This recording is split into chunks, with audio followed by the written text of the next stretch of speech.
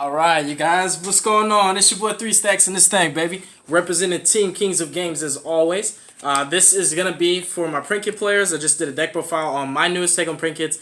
It's the route that I've decided to take for this format. Just for my PRANKIDs, every format, I adapt all of my decks that I take seriously enough to take to a regional or higher level event.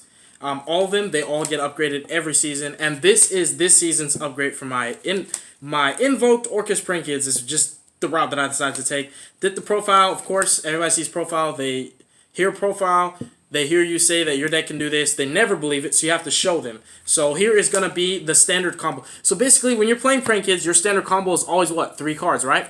The deck's consistent because those 3 cards are a wide variety of multiple cards that you have a plethora of, and also other enablers that get you to those. Example, how many ways you have to get access to your PRANKIDs? Well, you have your 12 PRANKIDs, you have your actual PRANKID place, you have your terraforming, you have your 1-set rotation, you have your planet pathfinder in addition to all of that, and you have instant fusion, which is another way that gets a PRANKID on body. But basically, this is your standard. So your standard combo for PRANKIDs is always going to be what? The best combo is what? Poly plus 2 pranks. So how can we make the board that 3 Stacks is talking about with the standard combo? You add 1 Alistair to that standard combo, and you end up making the board that I told you about with Invoke Kaliga, Crescendo, Galatea, totally awesome. You'll have basically what should be essentially 3 negates, but it's 2 negates plus a floodgate. Kaliga to me is a negate because he can, all the monster effects that I wouldn't have to negate because of him, like, that's what makes me feel like Kaliga is just like a little baby Appaloosa on leg, because, like, it's just,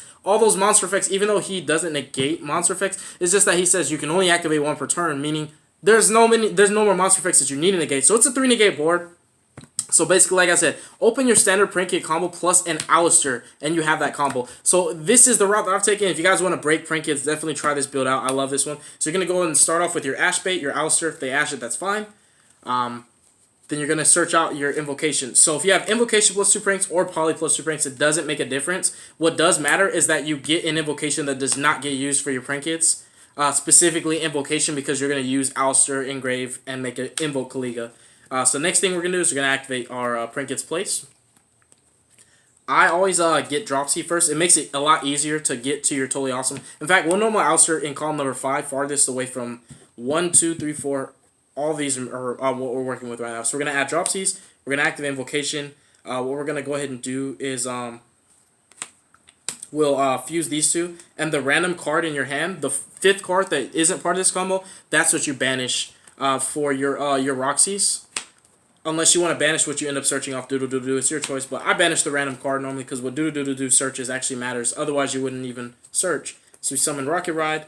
We have Chainlink 1 Dropsies, Chainlink 2 Lampsies, Chainlink 3 PRANKIDs place. That way, so that none of your PRANKIDs... When you're starting off the combo, it's better to start off a place so that way they can't ash any of your PRANKIDs, so that you can actually use both of them and go to all of your PRANKIDs, and you don't have to link climb with multiple Doodle-Doodle-Doos just trying to resolve all your PRANKID effects. So now nothing can be ashed, even though like we're not playing around hand traps. It's just really, really cool. We just want to bring that up. So we're going to bring out a Fansies, and we're going to bring out a Roxy's. We gain 1,000, and then our opponent is at, so we're at 9,000, they're at 75, so we're already pretty ahead as far as life goes. Tribute the Rocket, bring back Dropsies here, bring back Lampsies there. Link these 2 off. So pretty much everything so far is pretty much standard PRANKID stuff. So you have 1, 3, 5. The even columns matter more because of the arrow that Doodle-Doodle-Doo has. So Doodle-Doodle-Doo effect is going to be Chainlink 3. Chainlink 2 and 1 are going to be Roxy's and Fansies. This is where you banish your random card. But I resolve Fansies first because I don't want to draw the card that I was trying to send off Fansies, or I have a lower chance of it. So what we're going to do is we're going to go ahead and send. Let's send PRANKIDs Pranks. And then resolve. Oh yeah, and so Doodle-Doo is just Chainlink 3, my bad. So you always resolve them first. I always get Pandemonium if I didn't already have it. So that way you don't have to send one off Fansies and set it, and you can just send what you want. And then Fansies is going to go ahead and special another Dropsies from the deck.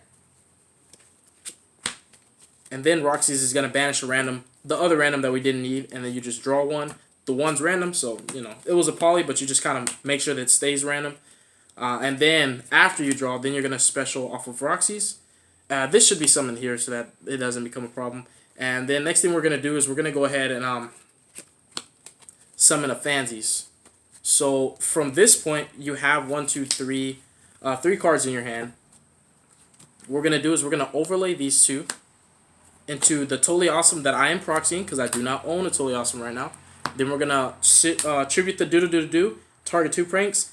So normally what I do is I actually target the actual pranks, and then whatever other PRANKID monster was in the grave. Normally one of these cards becomes discard fodder for your mermaid anyways. So we've done that. Then you're gonna take the Ouster and any other PRANKID that you feel is expendable. Like for me, I like Fancies on field, so I'll take those two. We'll link those off into Phoenix. We'll link Phoenix off into Mermaid. Do some Orcust stuff. Mermaid is going to discard the random card that you didn't need. So that same random that you banished a card and drew off of Roxy's, that same random is just going to get... It's like a limbo card. Like, it just doesn't matter. It's just there as fodder. So that way, the same cards that you need for the combo, you're working with them the whole time, and none of them get used as discard fodder. But this can be discard fodder if you want it. And in fact, I think since we added the Fancies in, we might as well just leave the Lampsies on board, right? So we might as well just leave the Lampsies on board. Yeah. Now, we might have to... I suppose, yeah, we might end up having... Yeah, we might have to. So, let's go ahead and do that. Resolve your Mermaid. Still got 4 cards in hand. It's pretty nuts. That this combo is not only a bit of a conservative board, if you ask me, considering what these combo decks are doing these days, and also the fact that you get to keep so much after you do it. You don't just spit out your whole extra deck to do this. You put out a consistent 3 negates, and you keep a lot of resources for your next turn, and you also can recycle your engine. So we summon her. We're going to banish Nightmare and target anything. Doesn't really matter. Then we're going to go ahead and send Harp, banish Harp, to spec out the skeleton.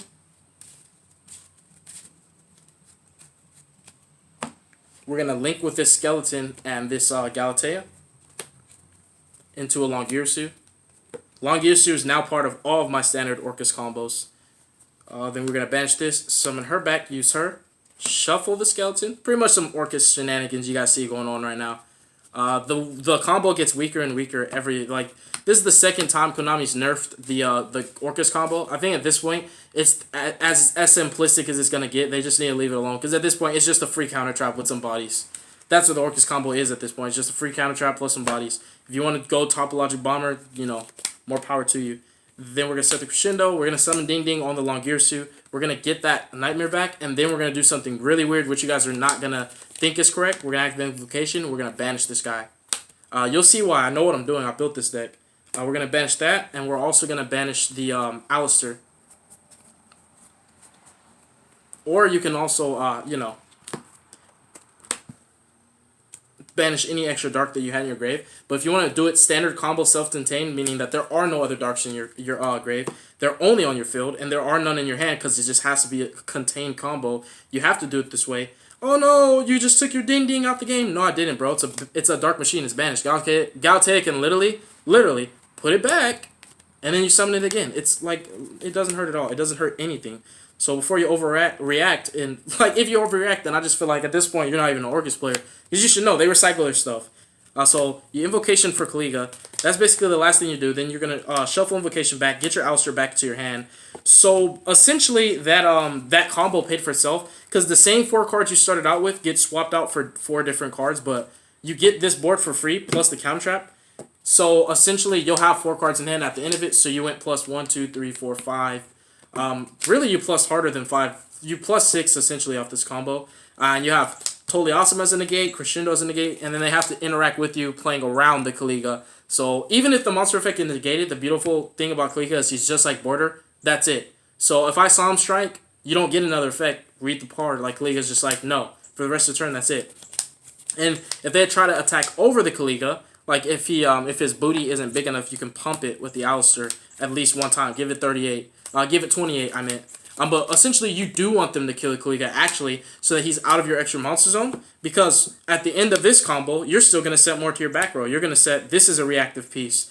Pandemonium is a reactive piece. Pranks is a reactive piece. And seeing as the Fansies never did get in the way, I guess, yeah, you do just leave the Lampsies there. Because I didn't want to bring Lampsies back because I knew what zone it was. I thought it'd get in the way. But it actually didn't get in the way. So yeah, it's safe to leave the Lampsies so you have a different name.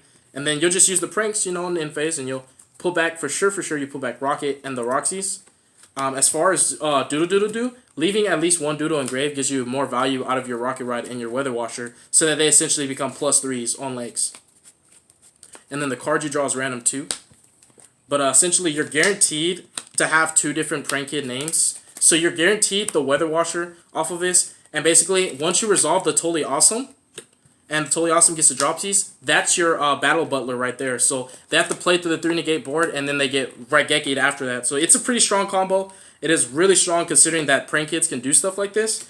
Especially because, you know, they're falling below the wayside, considered to be like basically a tier 3 deck at this point.